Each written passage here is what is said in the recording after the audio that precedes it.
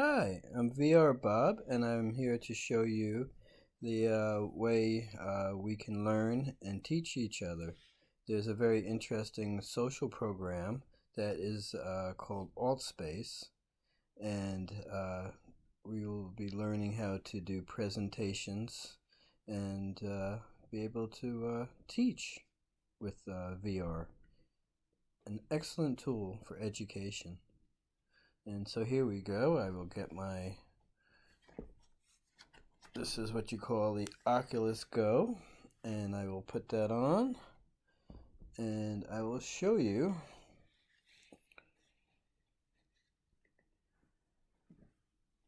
this demonstration. And ready, go. Thank you. Wouldn't you want to go to school in a virtual school? I think that's awesome.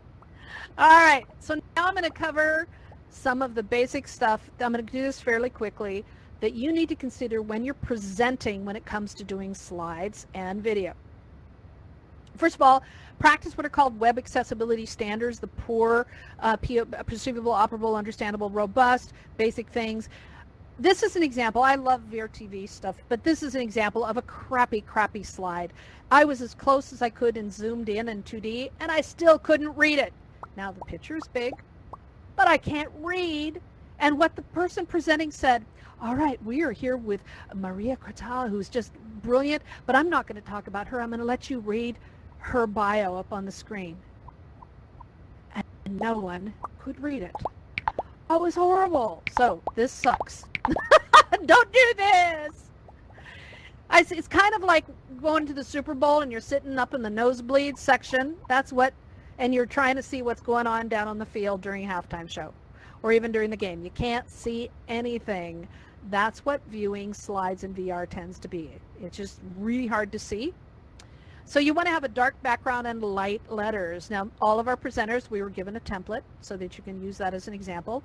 Big text, big images, few words, big images, and high contrast colors. Yeah, that one's just really horrible. So, make sure that people can see it. Keep in mind, vision issues, color blindness and whatnot. Now, Professor Frank, here's what you wanted to know. We can only play YouTube videos. This is a problem with YouTube, not with AltSpace. Need to tap into that API, and the other video platforms don't work really well. There are some new things that are coming up, but right now, YouTube is the best. It's still not perfect. If you are presenting a program of all videos, use a playlist. And if you are going to do that, at my creating the educational event that's coming up on Tuesday, I go into more depth about how to really tweak that for you. But a little more depth. But if you're going to use video and slides, put a link to the YouTube slide in there or embed the video. Now, for the International Summit, please, little video, little file size. So 1 to 3 videos is what we recommend. They can be any time in the presentation depending on how you're presenting it. You only have 20 to 30 minutes to present, so choose carefully. 30 seconds to 3 minutes max. Now, if you are in an event where it's all video all the time, people are there to watch. That's all they care about. They were there to watch. But if you're presenting, they want to download your brain. They want you to talk about things. They don't want to watch things. So you want to make a point. You want to show people things. But the truth is, they want to hear your words, and they want to be able to ask questions, and they want to really interact with you, not with a video. So use video very carefully, and that will make a huge difference with engaging your audience, because they're there for you. And video can be laggy, it can be problematic. Again, it's because of YouTube, not so much about AltSpace, but everybody blames AltSpace. But just be aware of that, okay? Hopefully that helped with the video. When you're doing slides, again, limitations in VR, because we're dealing with APIs, slides.com and Google Slides are your best bet. Now, slides.com has excellent sync. Google Slides pretty good. Slides.com has multiple ways to control those slides with remote control options. Slides.com, a little different. But I want to talk about, again, experiment with these, practice with it, and see what happens. So this is what Altspace, sorry, Altspace, I'm reading it. This is what slides.com looks like when you are presenting in 2D. You'll see that this is a web page and it has these arrows down at the bottom that allow you to control and change slides. They also have, and I love this, the speaker's view. It's kind of like in PowerPoint where you see, you get to see what slide is coming up next. Invaluable. That's not available on Google Slides. And so you can, that really is helpful to keep track of that. So you have two ways to view in 2D.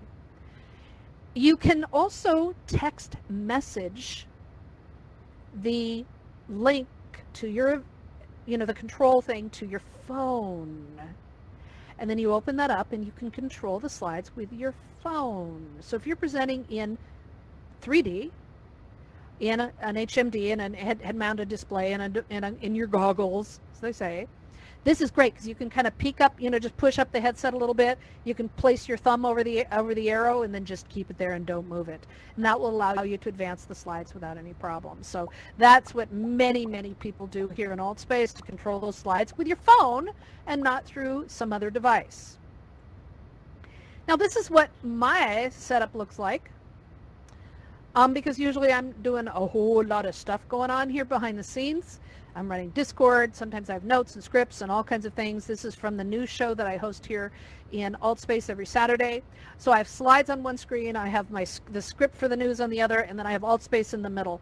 And and this is really important because it allows me to have that full control that involves using the keyboard and all the stuff for what I'm doing, but I'm doing heavy lifting. Heavy lifting. You don't have to do this, but it is wonderful that we can do this in Altspace. You can also have a script or control the slides through your in-world browser. So now this is where Laurel loses everyone in the audience as they go and they watch porn. So hit that browser button that's in your